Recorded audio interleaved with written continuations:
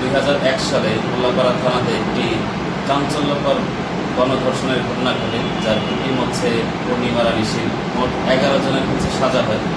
এর মধ্যে একজন সাজাপ্রাপ্ত আসামি ইয়াসিন, সে দীর্ঘদিন ধরে পলাতক ছিল।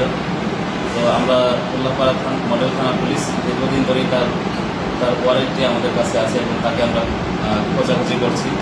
তো খোঁজাখুঁজির এক পর্যায়ে আমাদের কাছে তথ্য আসে সে ঢাকা জেলার আশুলিয়া থানাধীন এলাকাতে অবস্থান করছেন বিখ্যাত এই ধর্ষককে গ্রেপ্তার করার জন্য।